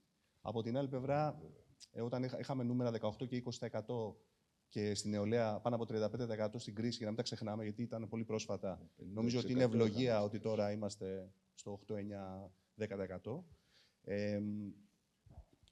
Και όλα αυτά συμβαίνουν σε μια κατάσταση η οποία νομίζω αναλύθηκε πολύ πριν, δεν θα κάτσω να το αναλύσω, όσον αφορά τους γεωπολιτικούς κλειδονισμούς. Είχαμε και supply chain κρίσεις, πολύ πρόσφατα, να μην μιλήσουμε για τα υπόλοιπα, για COVID και όλα αυτά. Τώρα, γενικότερα τώρα αυτή η ρυθμή μεγέθυνσης, και αυτό υπόθηκε πριν, απλά είναι σημαντικό το έχουμε στην εικόνα. Θα πρέπει να δούμε πώς θα πάει το επόμενο διάστημα και ειδικά για την ελληνική οικονομία μετά τη λήξη της περίοδου του Ταμείου Ανάκαμψης, το οποίο καλώς ή κακώς είναι ένα σημαντικός booster για την οικονομία. Τώρα, όσον αφορά τη μεταποιητική βιομηχανία, νομίζω ότι, και αυτό υπόθηκε πριν, ότι έχει βελτιώσει τη θέση της όσον αφορά τη συνολική εικόνα, και για να το κάνει αυτό για να επιτευχθεί μάλλον, έχουμε τα τελευταία χρόνια αρκετά σημαντική μειώσεις φορολογίας, πρέπει να το πούμε αυτό, και επίσης έχουμε και μια προβλεψιμότητα και μια σταθερότητα τα τελευταία χρόνια. Άρα αυτό είναι πάρα πολύ σημαντικό, απαντώντας ευθέως στην ερώτησή σας, πρέπει να συνεχιστεί. Είναι το Α και το Μ. Δεν μπορείς να συζητάς για όλα τα υπόλοιπα, αν δεν ξέρεις αύριο τι θα σου ξημερώσει. Ενδεικτικά για τη δική μας βιομηχανία, το πρώτο μέτρο των μνημονίων ήταν η υπέρμετρη αύξηση των καπνικών προϊόντων, με αποτέλεσμα παραλίγο να κλείσουν όλες οι βιομηχανίες, είχαμε μεγάλο πρόβλημα με το γεωργικό τομέα για την παραγωγή καπνού και όλα τα υπόλοιπα. Άρα θέλω να πω, αυτό είναι πάρα πολύ σημαντικό και δεν πρέπει να το ξεχνάμε. Τώρα, στη δική μας περίπτωση έχουμε να κάνουμε και με τους ειδικούς φόρους, γιατί είμαστε μια ειδική κατηγορία. Δεν ξέρω στην άμυνα, κύριε Χατζημινά, στα αμυντικά συστήματα υπάρχουν regulations. Εμείς έχουμε τους ειδικούς φόρους. Και ενώ στην Ελλάδα η σταθερότητα έχουμε καταφέρει μεγάλη μείωση του παράνομου εμπορίου, το οποίο από εκεί, αυτό είναι το πολύ σημαντικό και για τα δημόσια έσοδα λόγω φόρων, αλλά και για την νόμιμη βιομηχανία. Άρα η Ελλάδα πρόσφατα μείωσε το παράνομο εμπόριο καπνικών από 23% στο 17% πρωταθλητής στην Ευρώπη. Ταυτόχρονα οι δυτικές χώρες λόγω των υπέρμετρων φόρων ανεβαίνουν αντιστρόφως ανάλογα. Υπάρχουν χώρες με 50% παράνομο εμπόριο, το οποίο ουσιαστικά χρηματοδοτεί εγκληματικές οργανώσεις και άλλα πολλά κοινωνικά θέματα. Και έχει μειωθεί η χρήση νοικοτήνης στην Ελλάδα και ταυτόχρονα έχουν αυξηθεί οι επενδύσεις στον κλάδο. Το οποίο είναι μαγικό, νομίζω ότι αυτός είναι ο κανόνας που πρέπει να συνεχιστεί όσον αφορά το δικό μας τον κλάδο. Τώρα, ταυτόχρονα όμως, έρχεται η Ευρωπαϊκή Ένωση τώρα για να ξανανοίξει το θέμα του Tobacco Directive όσον αφορά των φόρων και προτείνει υπέρμετρους φόρους, κυρίως από τις χώρες που έχουν αυξήσει ήδη τους φόρους, με αποτέλεσμα να συζητάμε το επόμενο διάστημα πώς θα καταλήξει η φορολογία. Άρα, αυτό σίγουρα δεν βοηθάει τις επενδύσεις, δεν βοηθάει την προβλεψιμότητα και σίγουρα θα δημιουργήσει άλλα κανάλια. Άρα, κλείνοντας, και συγγνώμη, τελευταίο να πω, γιατί θέλω να το πω, είναι σημαντικό, νομίζω ότι καλό είναι, έχουν γίνει μειώσεις φόρων συνολικά όσον αφορά το εισόδημα, αλλά νομίζω ότι είναι ψηλά ακόμα στην Ελλάδα. Ξέρουμε ότι υπάρχει διάθεση για περαιτέρω μείωση, αλλά αυτό νομίζω είναι πάρα πολύ σημαντικό, γιατί ξέρετε, όλο αυτό το φανταστικό προσωπικό που είπαμε, νομίζω όλοι, κάποια στιγμή πρέπει να επιβραβευτεί και δυστυχώς το να κρατάς ψηλά και το κόστος των επιχειρήσεων και ταυτόχρονα ο ίδιος ο εργαζόμενος να μην, πώς το λένε, μπορεί να υποφεληθεί. Να μην υποφεληθεί. Καταλαβαίνετε ότι είναι δύσκολο και επίσης αυτό θα αντιστρέψει το κύμα ανθρώπων στο εξωτερικό, όπως επίσης μπορεί να μπουστάρει ανθρώπους, να μοτιβάρει ανθρώπους να γυρίσουν πίσω. Άρα νομίζω ότι είναι πολύ σημαντικό για την ανάπτυξη της χώρας και για τη βιομηχανία, αλλά και συνολικά για την οικονομία. Ευχαριστώ πολύ. Ομολογώ ότι οι παρατηρήσεις που έχετε κάνει και οι 4 για το ανθρώπινο δυναμικό δεν τις περίμενα. Λοιπόν, θα το κουβεντιάσουμε, νομίζω, έχουμε χρόνο ακόμα, μπορούμε να το κουβεντιάσουμε λίγο πιο αναλυτικά. Ένα από τα σλόγγαν που υπάρχουν στην Ελλάδα είναι ότι οι μικρές επιχειρήσεις αποτελούν τη ραχοκοκαλιά της ελληνικής οικονομίας. Το πιστεύετε αυτό? Και το απευθύνομαι σε εσάς, γιατί έχετε ξεκινήσει από μια μικρή επιχείρηση η οποία αναπτύχθηκε στην πορεία. Πιστεύω ότι όλες οι εταιρείες είναι απαραίτητες. Σε αυτόν τον αγώνα που δίνουμε ώστε η μεταποίηση να παίξει ένα σημαντικό ρόλο στην ευημερία του κράτους, κανένας δεν περισσεύει. Και οι πολύ μεγάλες εταιρείες είναι απαραίτητες και οι μικρές εταιρείες είναι απαραίτητες. Ένα πολύ σημαντικό κομμάτι στη σημερινή εποχή είναι το πώς οι εταιρείες δημιουργούν συνεργασίες και κάνουν συμπράξεις και τελικά θα έρθουν και τα M&As εκείνα τα οποία θα δημιουργήσουν μεγαλύτερους και πιο ανθεκτικούς πρωταγωνιστές. οι περισσότερες εταιρείες, και ειδικά στο παρελθόν, ξεκίνησαν μικρές. Και σίγουρα μπορώ να πω είναι ραχοκοκαλιά της οικονομίας, με τον ίδιο τρόπο όμως που και όλες οι εταιρείες είναι πολύ σημαντικές. Δεν ξέρω πόσο ανταγωνιστική μπορεί να είναι μια μικρή εταιρεία, αλλά αν θυμάμαι καλά, είναι πολύ μικρός ο αριθμός των μεγάλων επιχειρήσεων, οι οποίες φαντάζομαι ότι έχουν ένα πλεονέκτημα στο διεθνή ανταγωνισμό. Μπορεί να είναι ανταγωνιστικές, εξαρτάται από το είδος της επιχείρησης, από το είδος του παραγόμενου προϊόντος. Προφανώς, ναι. Επίσης, ένα στοιχείο που θέλω να σας πω και για τη δική μας την εταιρεία και νομίζω ισχύει και για πολλές άλλες εταιρείες. Κάποια στιγμή η μεταποίηση και η υπηρεσία συνδέονται τόσο πολύ. Είναι αδύνατον για μια εταιρεία στην Ελλάδα να μην είναι ανταγωνιστική μόνο με τη μεταποίηση και μόνο με την επεξεργασία των μετάλλων. Χρειάζεται να μπορεί να προσφέρει στους πελάτες και τις αντίστοιχες υπηρεσίες που θα το συμπληρώσει και θα την κάνουν απαραίτητη. Άρα, ναι, μια μικρή εταιρεία μπορεί να είναι ανταγωνιστική. Σίγουρα στις οικονομίες κλίμακας υστερεί, αλλά μπορεί να κάνει συνεργασίες οι οποίες να τις επιτρέψουν. Δηλαδή, και στη δική μας την περίπτωση, συνεργαστήκαμε όλα τα προηγούμενα χρόνια με μεγάλες εταιρείες του εξωτερικού που χρησιμοποίησαμε και τα δικά τους κανάλια, τις δικές τους οικονομίες κλίμακας που μας επέτρεψαν να προχωρήσουμε και να αναπτυχθούμε. Και νομίζω το πολύ σημαντικό κομμάτι της μικρής εταιρείας είναι αυτή η σχέση που υπάρχει με τον κόσμο, με τους εργαζομένους. Και αναφερθήκαμε όλοι στο ανθρώπινο δυναμικό και είπατε ότι θέλετε να μιλήσουμε και περισσότερο γι' αυτό.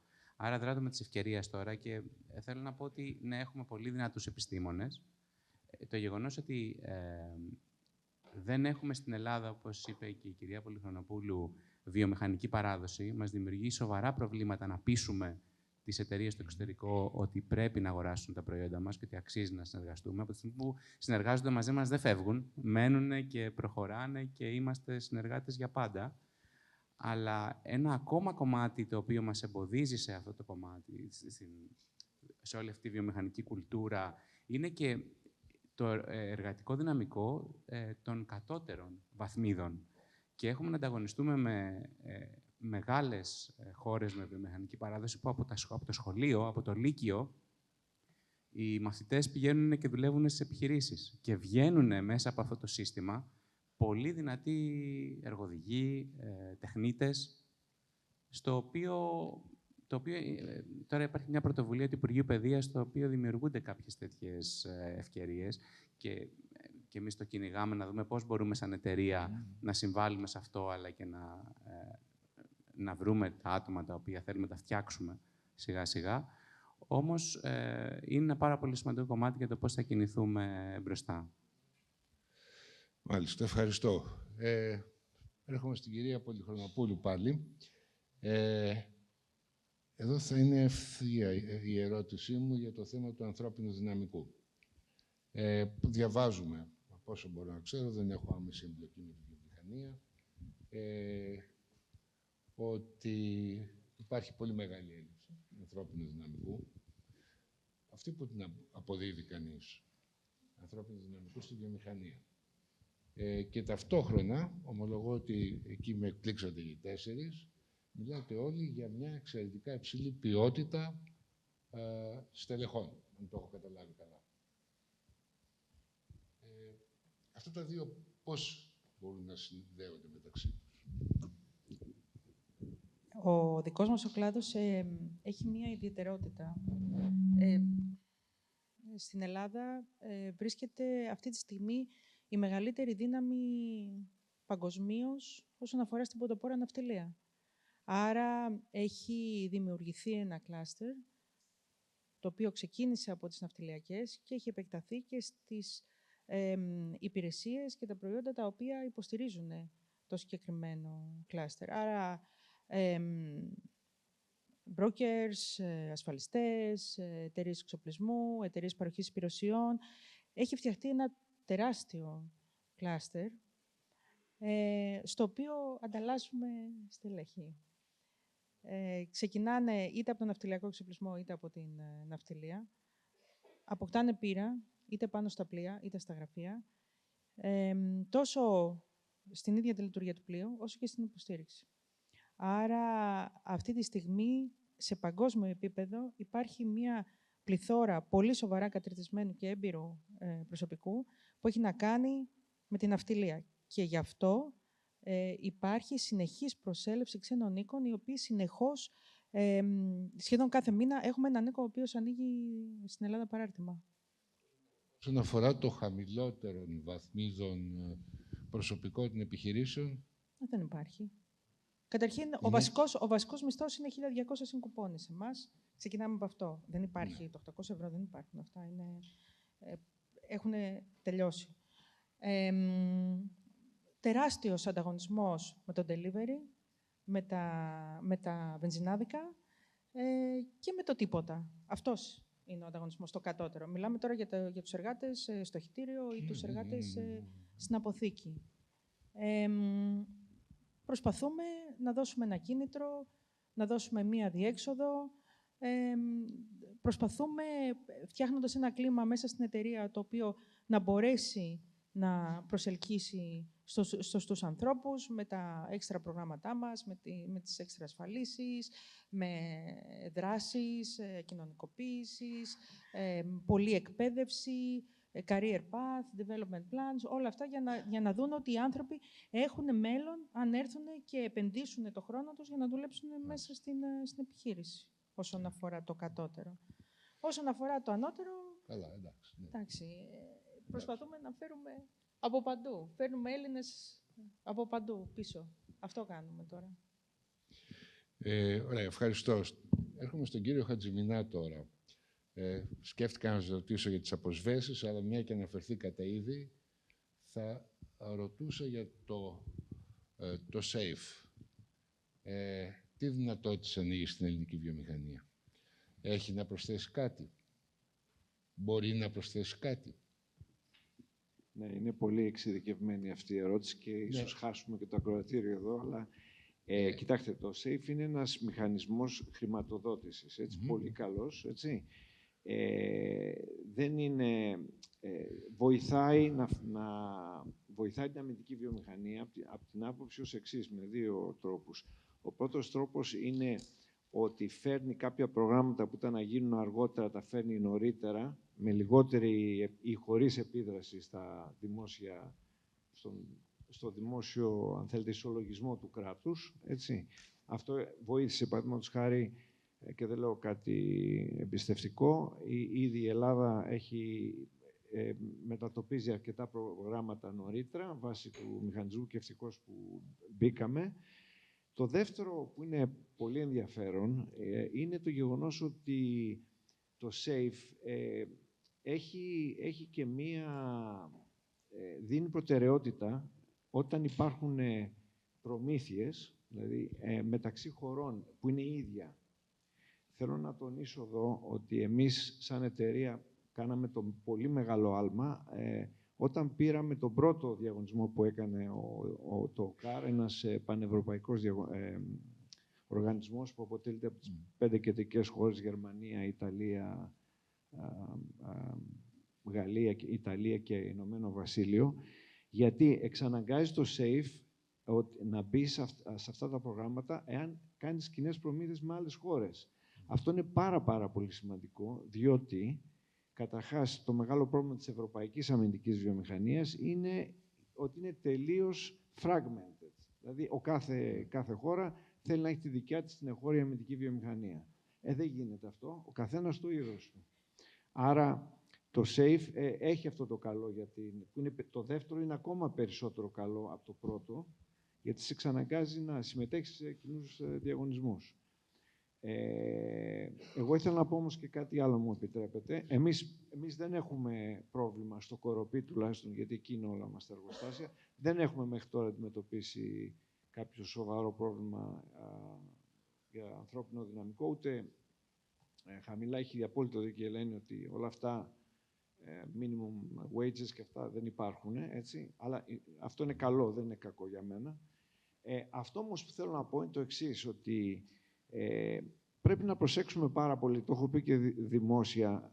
Είναι μεγάλη τιμή να έρχονται η Microsoft, η Google και όλες αυτές οι εταιρείες και να έρχονται εδώ πέρα και ξέρουν γιατί έρχονται, έτσι. Γι' αυτό το ανθρώπινο δυναμικό που ξέρει από τεχνολογίες ψηφιακές κτλ.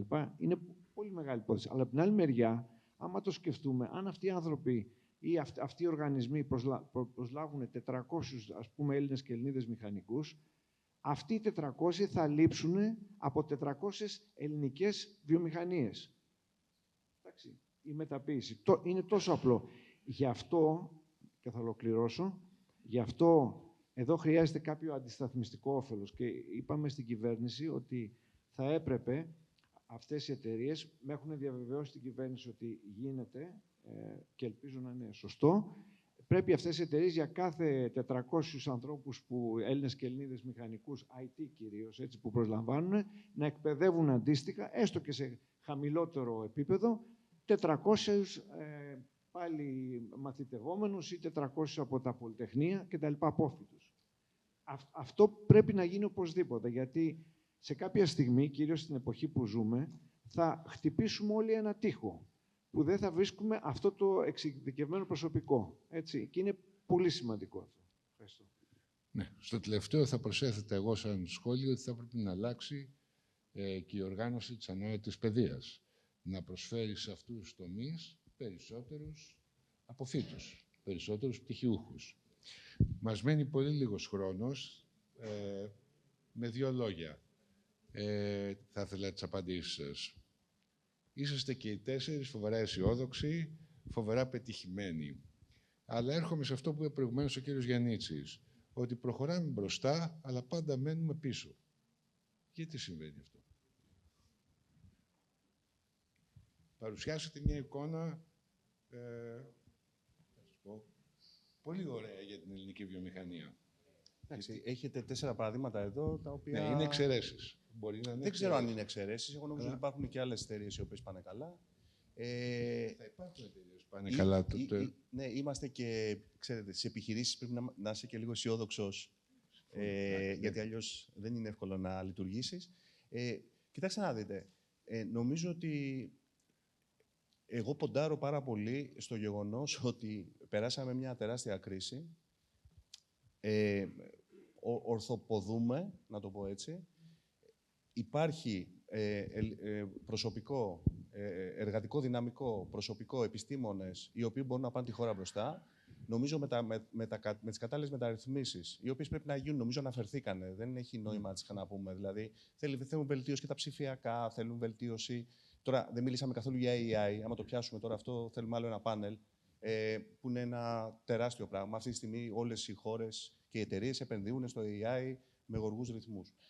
Αλλά εγώ θεωρώ πολύ σημαντικό ότι αν γίνουν οι μεταρρυθμίσεις που πρέπει να γίνουν και υπάρξει σταθερότητα, ό,τι και αν σημαίνει αυτό, νομίζω αναφέρθηκαν και πριν οι ομιλητές, και στην Ευρωπαϊκή Ένωση βρεθεί και ένα modus operandi, modus vivendi καλύτερα μάλλον, πριν πάμε στο operandi, πρέπει να μάθουμε να ζούμε.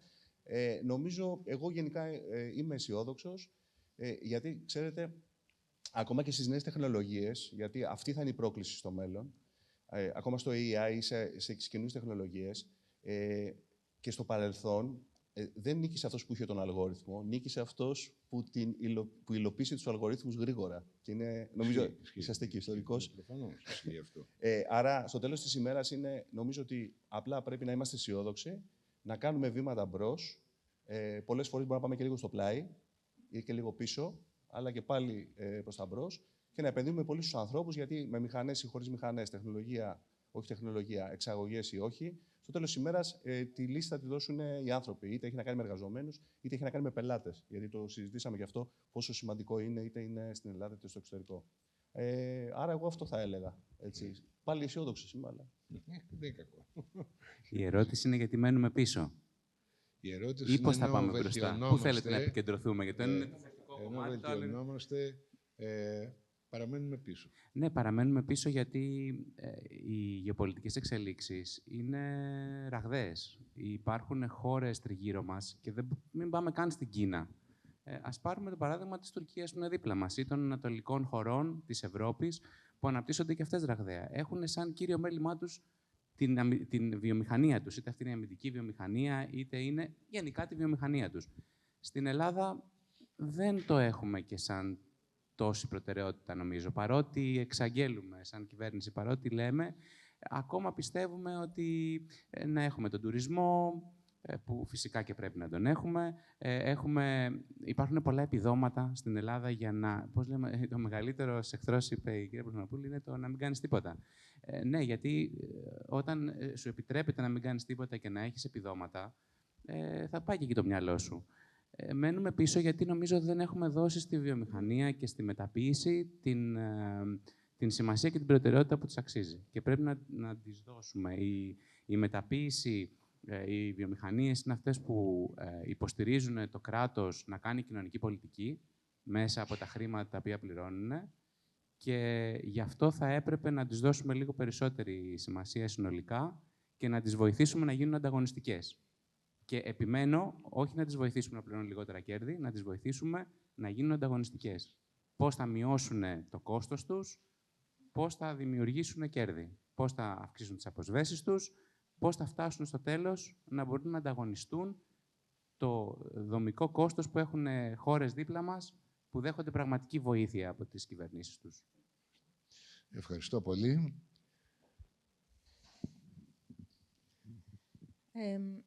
Για να είμαι ειλικρινής, δεν άκουσα, γιατί πάμε πίσω. Έλειπα. Δεν άκουσα το... Ενώ λέμε ότι πάμε μπροστά. Ναι, αυτό που είπε ο κύριος Γιαννίδης προηγουμένως. Ναι, πάμε μπροστά, σύμφωνα με ορισμένους δείκτες, αλλά τελικά βρισκόμαστε πάντα πίσω. Αυτό γιατί συμβαίνει? Δεν νομίζω ότι έχω...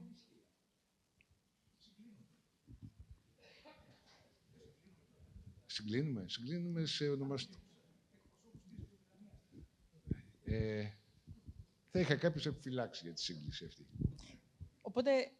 Οπότε δεν θα εκφέρω όψη γι' αυτό, αλλά ξέρετε τι.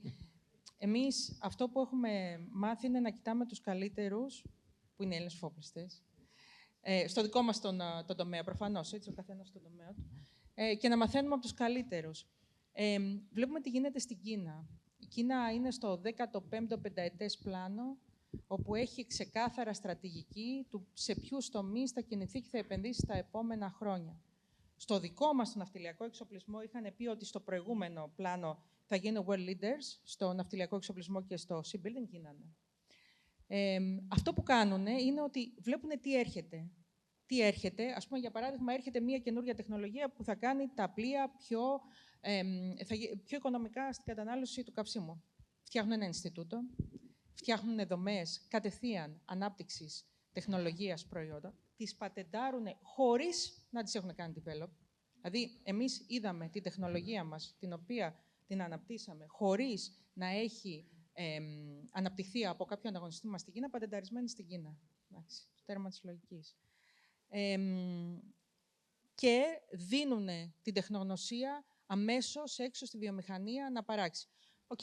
Είναι και λίγο extreme η κατάσταση εκεί, ειδικά όσον αφορά με την παραγωγή. Αυτό που γίνεται τώρα είναι έξω από κάθε λογική. Αλλά, εν πάση περιπτώσει, υπάρχει ένα πλάνο. We make a plan, we stick to the plan.